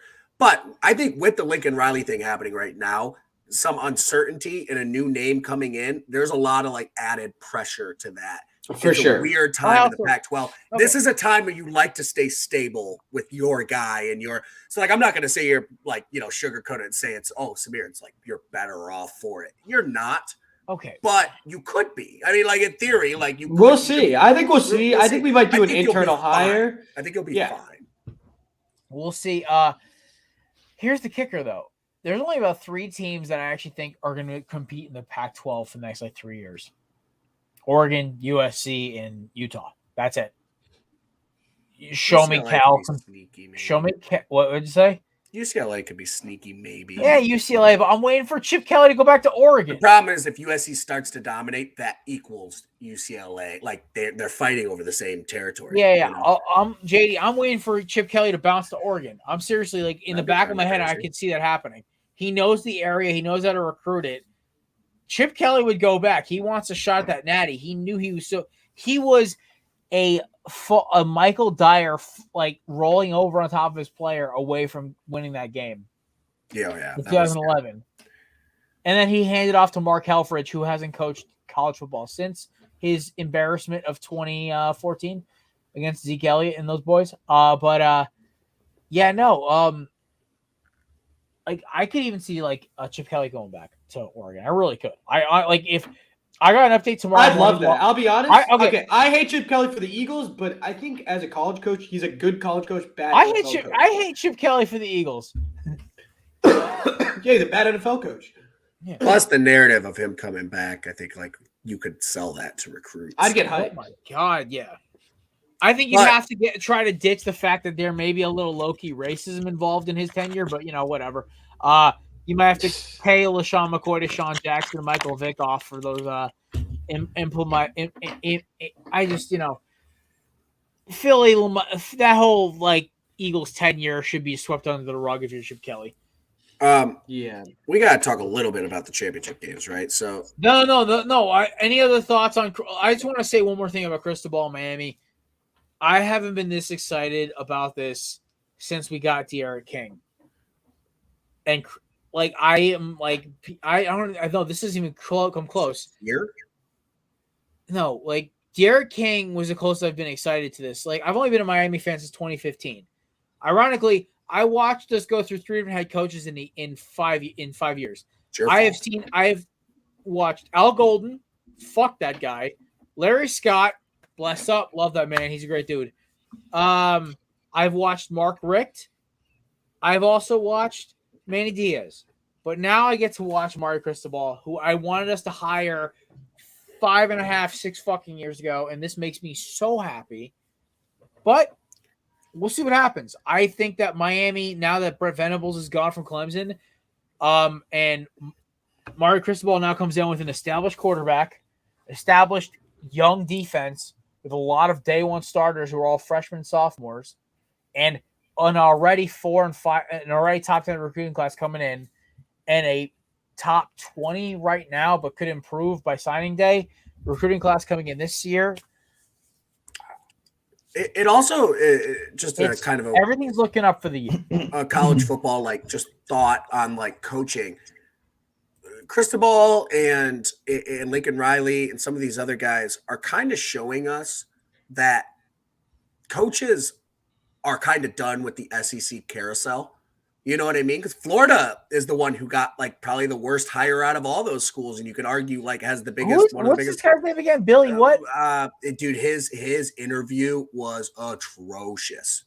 He said something like, "We're not worried about the stars, how many stars you have in recruiting. Can we play Florida? We want to get the right fit. 4 or 5 star guy. That doesn't even. And I don't think he meant to say this, but he goes, I don't even care if we get any. It's like, well, you should, because 4 and 5 star guys is how you compete with Georgia and Alabama. You moron. But either way, Okay, the I point want is- interviews. with Lincoln Riley and with Cristobal, I think coaches are showing you stability matters to them. They want to go to these big programs and maybe not as competitive conferences, because the ACC and the Pac-12 are ripe for the taking right now. They really are. With Clemson down and now Cristobal leaving Oregon, these conferences that are not quite SEC level or something like that. I think they're attractive jobs to these coaches because, like Cristobal says, like I can go there and I will have a little patience, and I can be successful here and win championships in a way that like is tough at a Florida or something in the SEC. Like, which is why I continue to say like the SEC has the best players, but they do not have the best coaches. What I love about like press conference, I gotta give a shout. I watched Cristobal's press conference like a half hour before we went on air. I posted my story. I was like, dude, like this is awesome. Like he knows how to speak. He's got me hyped up, and I'm some schmuck who's 26 years old, been rooting for Oregon since I was 19, 20. I rooting for Miami since I was 19, 20. Like I am over the moon. I'm like, yo, this guy's got me fucking ready to go. Like, fuck, Diaz's press conference was depressing. So was Rick's. This dude's got me hyped up. This has come from an Eagles fan who told me the opening press conferences aren't important when his boy flubbered all over himself. Yeah. College is more JD. I even loved Ryan Day's introductory press conference. That dude had me a little like. Oh, don't pretend like you watched. No, I actually will admit I have gained some respect for Ryan Day over the past 6 months because he just made a great hire. I don't know if he you also guys saw can this coach, breaking he also before can the fucking coach offense. Holy shit! Breaking before this happened right before the show, but he hired Jim Knowles, the Oklahoma State defensive coordinator, which is good because we need to clean house. Oklahoma State was number one in almost every major category, including total defense in the Big 12, which is an offense first league. Their defense, they were putting the Big 12 back to defense. Yeah, and he went and we were starting to look like a Big 12 team, all offense, no defense. I hate that. I want to get back to the silver bullets. I want to get back to dominant D lines and stuff like that. Right. So I really think he's a really, really good hire. Right. He was probably the most popular name out there for defensive coordinators that wasn't up for like a head coaching job. So good for Ryan Day. I think he saw the problem. He's also an Ivy League guy. So like he's a smart dude. He's been coaching football for a while. So a little selfish talk there, but to your point of Ryan Day, he is making adjustments, which he needs to do because our defense was. Ryan Day has earned my respect, JD. He has, because I didn't respect him up until this year. He has earned my respect. It goes to show though, like this is like the worst college football season Ohio State's had ever. We're going to the Rose Bowl. We lost 2 games. Like, you know what I mean? And I don't mean obviously I'm throwing stones. I'm bitter, but like. A bad season, this is a best season Michigan's like maybe ever had, like up there. And a bad season for us is 2 losses in a Road Bowl berth. A bad season for them is not making a bowl game. Right. So just different. Right. Samir, any thoughts on this before we roll into the championship games and we get out of here? Well, I think we should probably talk about maybe Marcus Freeman a little bit.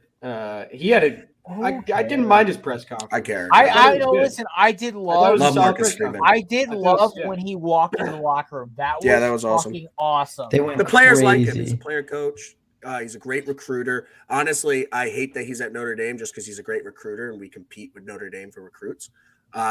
Like I said that a couple weeks ago that if Luke Fickell got the Notre Dame job and Marcus Freeman wasn't up for like a head coach job, like I wanted Ryan Day to offer him a blank check to call Ohio State's defense because he went to Ohio State, played for Ohio State. So I said one day he's going to be a really good head coach. I didn't expect that to be 2 weeks later, but good for him. I like him a lot. As much as I dislike Notre Dame, I can't help but kind of root for him because he went to Ohio State, but I also think he's a genuinely good dude for what it's worth. All right. Yeah. Championship games. All right. Quick little birthday shout out.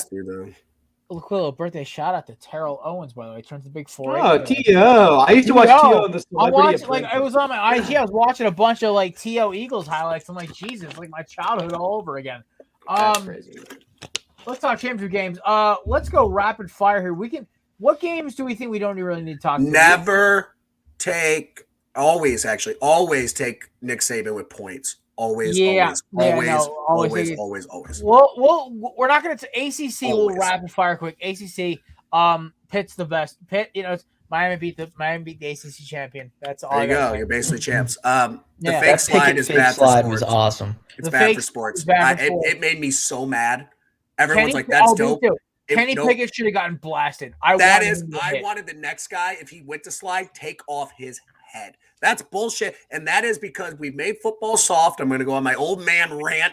Made football soft. And all the targeting and all the bullshit, you literally see them hold up because that's what they're taught to do. There needs to be a rule for that. I was getting so mad. It's not cool. This is I don't bullshit. blame Pickett. Take advantage, like Belichick did back in the day. Like anybody, take advantage of those stupid rules that are there, so they changed them. But that needs to be a rule. Fake slide. Like if you start to give up like that, you're down. You're down. I think a fake blow it slide dead. should be an automatic, like the ball is dead. Yep, Jed. You're giving yourself up, like in the NFL, kind of. But even if you look like you're about to, like if it's not a hesitation move, everyone knew what he was doing.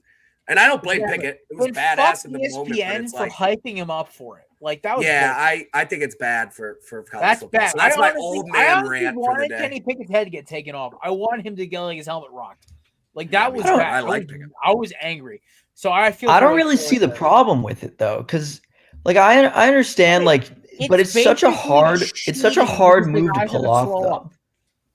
Because I know, no, like I understand why it worked and I know the rule and everything, but it's such a hard move to pull off. It's not like it's going to be something we're going to see in the game all the time. I just think it's kind of scummy. That's my thing.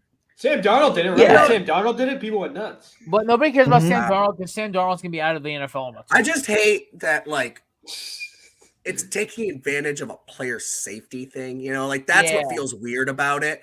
But like you're right. You're probably right, Jake. It probably isn't going to happen a lot, but I still think like but it was like fun to watch. Like he's cool. Going in like he freezes all the defenders. He's a quarterback making a 60-yard run. It was fun. I don't blame him. Take advantage of any way you can to win. If an Ohio State player did that, I'd be like, good for him. If they changed the rule, then so be it. Good for him. Like it was still a touchdown. But like you have that. Sometimes you'll see someone where they're like jogging out of bounds and then cut real hard or stuff like that. I just think like when they're asking the defense to do the impossible, which is to slow down in these split-second moments, and then they do what they're supposed to do right, and then they get beat because of it. Not that they got beat because of it, but like you know what I mean? Like they get taken advantage of it because of the stupid rules you make. Like it's already hard enough to play defense. I kind of err with the defensive side of the ball a lot. Because I think it's really tough to play defense the way we kind of are doing it nowadays. But I think that should count as like giving yourself up. But you do make a good point, Jake. It's not going to happen a lot. You got to. I honestly want him to like fake it and like actually kind of fall over. Like I want him to fake it and like flop to the ground. I think we're talking about ACC because Page beat the shit out of him. That was the only thing worth talking about. AAC championship game. Cincinnati was asleep for the first half and kicked the daylights of Houston afterward. That's my only comment is it's dumb that they play at home. Yeah, I hate that too. Like they could have easily rented out like the Link or fucking SoFi. Go play Ford Field. Like the MAC championship plays at Ford Field. Like the MAC can get a neutral site. Come on. Like even go play at Lucas Oil. Shit. Yeah, that's Big Ten. That's Big Ten, right? Big Ten. But like you could go play. Anyway, go play Cleveland. Go play it US Bank. That's where the ACC plays. No, isn't that Carolina? No, US Bank Stadium, Minnesota. USA Bank's in Minnesota. Okay, yeah, go do that. Yeah, like that's not really from the air. Yeah, but either way, they should play in a neutral site. It doesn't matter where. Who cares? All right. Anyway, it's just that's all I gotta say is they should be a neutral. Good for Cincy. Luke Fickell, Coach of the Year. Also, I am praying. Because of how much shit Bama fans are talking right now. Oh my God. At least make it close.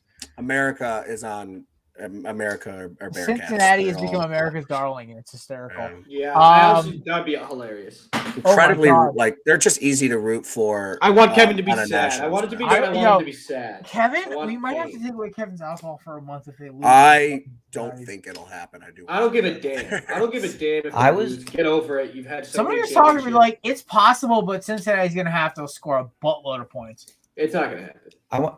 I got something to get off my chest here about Cincinnati. I've been quietly rooting against them all season because the very first time I came on this show, I think I was doing the Korner Booth pregame and they were playing Notre Dame.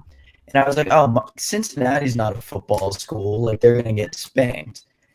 And I just wanted that take to get proven at least somewhat right at some point. Hand up, completely wrong. Go Bearcats. I love them. Let's go. So Bearcats, by the way, were my number one school that I wanted to go to when I was like in high school. And then I realized it's expensive. It's a private school and it's in the middle of fucking Ohio. Why would I go there? Southern Ohio. Middle of Ohio. Southern Ohio. Sorry, JD. Yeah. Then I realized, LSU is state school tuition. It's cheaper. I'm like, it's in Louisiana. Cincinnati's a private school? I think it technically counts as a private school for out-of-state students. Well, it's not private or not private for in or out. Now, like No, out-of-state no, like tuition they is charge just it like crazy. they charge it like a. They charge Like, it yeah, private well, school. out-of-state tuition is very expensive, which is, its own thing. Stupid. The whole thing about out-of-state tuition actually bugs me. Either way, let's move on. Anyway, yeah, no, that one's all right. Let's talk Rapid fire. Big 12. I mean, Big 10 championship game. Let's get this out of the way quick, JD. Michigan was just a mile ahead of Iowa. Oh yeah, no, when they were going to play Iowa, like I 12 and a half, and I took like Michigan. Like that seemed stupid. Iowa just can't score. The only time they've scored this season, like over like 24 points, they have like 4 or 5 turnovers, which just isn't a realistic thing to count on. No, I thought if Wisconsin got in this game, the fact that they played earlier this year, Wisconsin got a really good defense and somewhat of an offense, not like great, but like better than Iowa. I thought Wisconsin might give them a game, but once I saw it was Iowa, yeah, no, I never expected anything but what happened. And I have a lot of friends and family who went to the game, and I'm glad they finally got to experience Indianapolis. I personally have gone 5 times, but I'm glad that it's a once-in-a-lifetime opportunity for those fans, and I'm very happy for them. Let's talk. Not everyone gets to go 5, 6 times. Samir, I'm really sorry about this. We got to talk about Pac-12 for about 30 seconds. It happened. It happened. It happened. Game up. Yeah, I think Oregon players quit on Cristobal before the game. That was atrocious. We'll be back. Yeah, well, yeah. We have, I think I texted you guys this. Yeah, we have enough data. Utah's just better than Oregon. I think that's just the fair thing to say for this season. At least this year, yeah. Two ass whoopings. I am genuinely a little worried about playing Utah as an Ohio State fan because the Rose Bowl's like their Super Bowl. They're going to be fired up, ready to go. It's a disappointing season for us. This is the biggest bowl game they've ever played. You guys might be in a little bit of trouble here. Well, that's what I'm saying. They're going to be fired up. They are really good in the trenches. I'm 100% on your side, man. But I'm just saying, I'm worried, like, will we have the motivation? I think we're the better team. I think we should win. But will we be motivated? Will guys sit out for the draft? I don't know. All I know is Utah is going to bring it, so we better bring it. Fair enough. All right. And that's how I make the Pac-12 championship. We'll talk Big 12, and then we'll get to SEC, and we'll get out of here. Big 12. Dude, that game was fun. I loved it. Best game of the day. I thought Oklahoma State was coming back, and it came down to an inch. An inch in Jerry I thought World. For sure when he busted outside that he was going to beat that dude. That linebacker made one of the most impressive defensive plays I've seen in college football. Hawked his ass down. Made a freaking – when he punched it, I'm like, touchdown, see ya. I said this in front of my goddamn family. That dude's getting late. Are you knitting, Samir? I just said that in front of like my whole family. I'm like, this kid made the most miracle tackle of all time. And I'm like, I said this out loud in front of my family. This dude's getting laid tonight. And they all looked like the fuck. I'm like, he just saved their season. You can be a total weirdo. Good for Baylor. Good for Baylor. And never bet against Bama. There it is. That's just and also the SEC championship. Let's start with this. I really am starting to think Georgia's not even good. Like I might pick. I think I'm picking in. We're not picking this game until after Christmas, obviously, which will all be there for that episode. We may bring Kevin back for that one, but I am not even like you can't convince me otherwise unless half of Michigan's players sit out. I'm picking Michigan. I will say we were like all year we're just convinced that Georgia was really, really good. And I'm not saying that they didn't give us any reason to not, but this was the first team they played with a top 25 pass defense or offense. Sorry. And it showed. Like Georgia has literally played no good offenses this entire season. They haven't. Clemson's is terrible. Florida's pretty bad. Like the SEC East is not good. It's just not. And like you're allowed to sit there and say, well, they didn't really play anybody or especially very good offenses. Their schedules, it was really not that impressive. It's not terribly different than a Notre Dame's. The only reason we're going to get in is obviously the narrative of the SEC. Also, they played an extra game. That's why they lost. Notre Dame hurts themselves by not having that conference championship. But yeah, I think it's fair to say that we overhyped Georgia, maybe rightfully so, because all we can go off of is what we've seen. But I do still think they're good. And it'll be interesting that matchup. I hope to God they beat Michigan. It'd be hysterical. Okay, so I told you guys who I put like just when I was a little inebriated at a bar, I put $25 down on Cincinnati to win the Natty, and this was 7 weeks ago. You're halfway there. They were plus 5,000. A $25 bet would bring me in right now $1,200. Wow. I'm waiting for DraftKings to offer me a settlement. They'll throw me like $750. I'm like, oh sure. I will happily take $750 and walk away. They don't have to play the fucking games. I know they won't because it's a free bet, so they're gonna make you ride it out. But go Bearcats. Also, because Bearcats have been like my number 2 team since I was like a kid. Like I've always kind of loved Cincinnati. I would never make them my favorite team, but I've always kind of rooted for them. It's a weird reason, but it's like they were always on. Playing their last game of the season when like me and my old man would be getting the Christmas tree and setting it up and everything. So we'd have the Bearcats on. They were always that Saturday morning game, always be snowing. I remember uniforms, good colors. Good I always remember like the days like Tony Pike and I like their basketball team too. I like the basketball program. Yo, I hear like Isaiah Peed and Tony Pike, JD. Those are some names for you. Travis Kelce went there, didn't he? Yeah, Travis Kelce, Jason Kelce went there. So did Brent Selleck. So Travis. did Trent Cole. Like a lot of guys I know went there. Also Brian Kelly, coach. I remember Brian Kelly's last game as a Bearcat. Yeah, when he left them for the Orange Bowl to go to Notre Dame, the same thing he did to Notre Dame, but Notre Dame fans are mad. Yeah, Notre Dame fans think they're special. They're not. All right. Ladies and gentlemen. And with that, that's a good way to put it, yeah. Yeah, right. They're not. Ladies and gentlemen, that wraps up for the Korner Booth podcast. I am, of course, your host, Jared Clum, alongside the rookie JD Davis. He's made it through almost a football season though, so he's not really a rookie anymore. He's more like the bookie. Yeah, sure. And then that crazy bastard below, right over here, the former intern Samir Singh. I will be actually appearing on TSS Fantasy tonight, doing a little fun fantasy game, talking about some fantasy guys, Eagles, Cowboys, a lot of NFC stuff, but should be a fun time. Check them out on iTunes, Spotify, but of course, check us out first. Korner Booth. Yeah. iTunes, Spotify, Apple Music. And I don't know, wherever the hell you get your podcast, we're there. But ladies and gentlemen, I'll throw up to you. Congrats to Coach Cristobal.